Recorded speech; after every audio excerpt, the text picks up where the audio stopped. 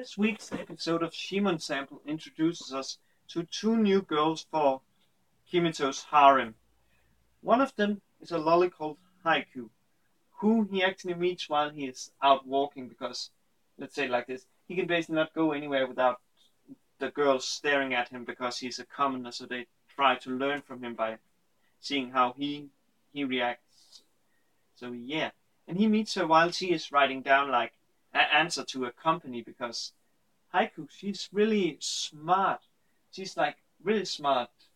So she works for a lot of companies, like answering or advising them. Yeah, advising it. That's the name.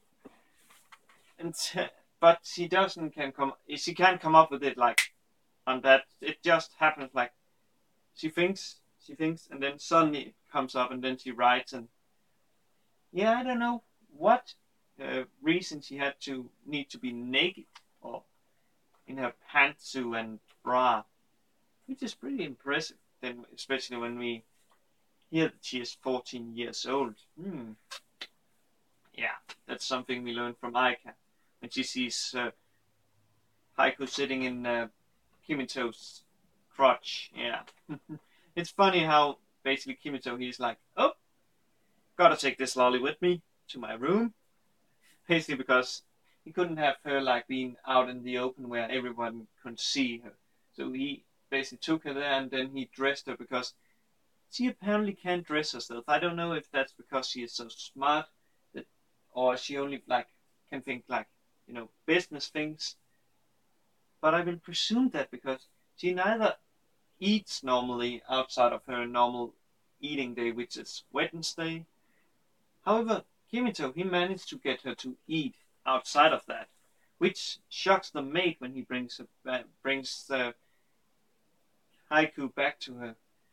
It shocks her even more when Haiku is like, "Don't go," and basically talks on Kimito's sleeve. It's I like that scene when the elevator door basically slams on the maid's butt and then back and forth, because elevators are built to not close if there's something stuck in them. So yeah, I really like Haiku. And then we have the other girl, who is a swords girl called Karen.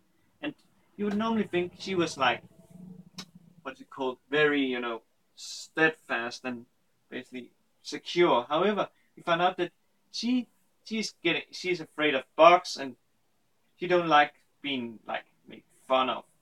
She's actually rather wanted to, like instead of admitting that she was afraid of a bug, she actually blames Kimito for it and tries to kill him with her self-learned techniques. However, the only thing she managed to do with that is stripping the other girls, which that's a nice sign. She managed also to strip Kimito, and I mean not at first. It's just down to his pants. I cannot recall what's boxers. Yeah, boxers. And then when she tries to attack him again, his boxers breaks and a light beam. A light beam. Yes, man. That explosion. It was so funny. I wonder if that means that all the censoring, with the light beams, does that mean that all those we think is girls is actually she-males, and the light beam is to hide the fact from us? Is that most likely it? Could that be it? And yeah, in the end, she also like destroys her own clothes, so she basically sits in like ruined. I cannot recall them. It's called the legstrømper in Danish. It's basically like it's basically like socks for your legs. It's usually it's something girls use. I'm not expert in that field, so yeah. However, it's also funny because then she basically sits in her bra and those ruined socks, stockings I think they're called, and basically says, "You will be my master, and I will kill you when I get stronger than you. But until then, you can do with me what you want." And then she basically cries or have tears in her eyes. It's so funny. And later on, we find out that she likes really cute things because when she sees Haku, she's like basically like hugging her and stuff. And Haku, she's basically like, go away, go away.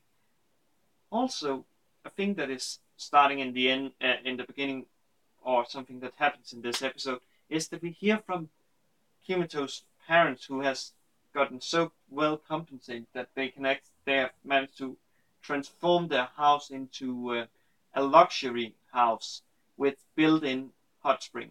However, they ask him how he is doing, and actually the way he replies is by taking a picture of him with his harem, except Reiko, because Reiko, she's still broken in this episode. However, she isn't Anna broken. And in case you don't know who I refer to Shimoneta's Anna. And if you don't know what I mean with that, be happy, be happy. Anna is so broken, so broken. So he ain't, yeah. And I must say, this is overall a really good episode. It's like, it's refreshing to have some, you know, harem that isn't trying to be like all the others, but still have like some of the cliches, or should I say, the things like a lolly and stuff.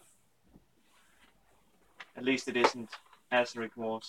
I don't looking forward to the next one. I really hope that lolly will save it. Else, but when all that is said and done, have a good day, good night wherever you are. Cheers, guys.